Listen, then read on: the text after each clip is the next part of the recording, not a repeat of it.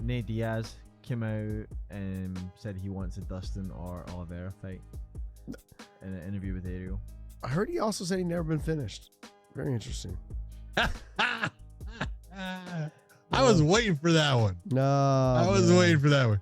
You look, let's be honest. And again, I love Nate. He is a great guy, but he's saying that he wants a fight against either Poirier or Oliveira, but he doesn't want it in their weight class. Those guys fight at lightweight. Both of them are 155ers, and he's saying he wants that fight at 165 or 170. And it's like, why would they jump up to that fight at that weight? That doesn't make sense. Well, you know, Dustin tweeted out. Yeah. There you go. Show me the money. Show me the money. Doing the money thing. Do the money dance, baby. That fight doesn't get either guy really anywhere in a fashion of it gets some money. You're absolutely right. But Oliveira, used to fight at 145. Why is he going to go up to 165 out of the weight class that he's saying he wants to be champion in, he wants to fight in? And same for Poirier. He's in line for a 155 title. Would you take a shot, with fighting Nate? Yeah, for money, sure. But Poirier just had a nice payday with this guy named McGregor. Mm-hmm. So I think the title is what I think Dustin Poirier looks at it. That title means everything to him right now. Yeah. He had the interim. He knows. He goes, that wasn't the real one. I want the real one. And he's got a great shot at getting it. So I just don't see him moving up in weight. If they said that, he could fight for the title against Nate Diaz, he would do it. At 155, at 165, at 170, he would take that fight. Yeah, but not without a title. Look, I love the Diaz brothers. No matter what people think, yep. I love the Diaz brothers. I love what Nate's doing. He's trying to insert himself into this conversation so he can cut the queue. So he's trying to cut the queue. He's trying to get right up into that top conversation. He's trying to see which one of those guys will bite. And I agree with you. Neither one of them should. They're right in line for the title shot. Stay the course. Don't let him talk himself into this position. As much as I like him, as much as I would like to see him fight, I don't think you guys should allow that to happen. Now, you notice how he didn't bring up Michael Chandler. That's his kryptonite. I'm telling you right now, that's his kryptonite. He's super hard to get submitted to sub, and he's got power in his hands, and he's got the wrestling to control Nate Diaz on the ground. And speaking from experience, Nate Diaz is not a strong guy. Like, if you take him down, there's things you can move around. You just got to be very careful of lifting your chin. And Michael Chandler is phenomenal at stopping submissions. And you've talked about this several times. His submission defense is absolutely phenomenal. So when you're in that conversation of the guys at 155, I'm surprised he didn't go after Justin Gaethje. That's a guy that's tailor-made for him to fight. Why not insert yourself into that conversation?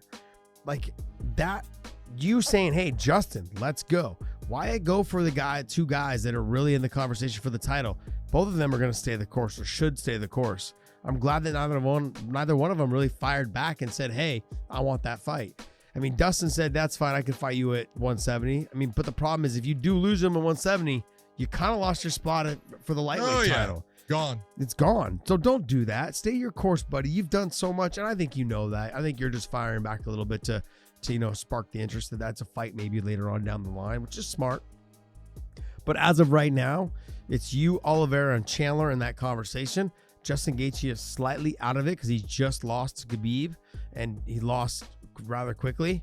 And so, in that being said, I think I'm surprised Nate didn't say, "Hey, yo, Justin, let's go." But he said he likes to fight guys coming off wins. Yeah, I know. But guys that but he's not coming off a win. That's the point. Guys that are coming off wins don't usually like to fight guys that are coming off losses.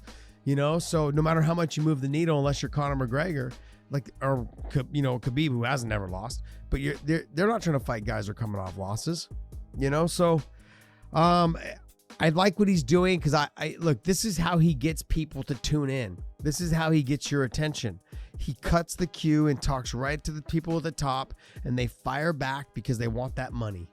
And these two guys are not. They're not firing back because they're right next in line for the title shot. You need to attack Justin. You need to attack Tony Ferguson. You need to attack, I'm surprised he hasn't gone after Conor. I know he's saying, I want to fight a guy coming off of a win, but tell me a fight between Nate and Tony wouldn't be fun. I think it'd be fucking absolutely amazing. That'd be so good. Yeah. And Tony's already talked a lot of smack. He's already come out saying all kinds of stuff. I'm like, now I understand Nate's looking at, he's got 2 losses in a row. No, I don't want that. But that would be the fight. If I want to watch one of them, I want to see that fight. Yeah, I do. I want to see that fight for sure. You know, so if you were going to match a fight up, I think that would be the fight to make. So now let's talk about the fact that he is claiming the other guys aren't martial artists because they get finished, they get knocked out, and that doesn't happen to him. Look, I don't even want to get into it. It's all about what you put out. It's not about the truth. No, it's out about putting out the story, man. Well, you have to remember I loved it.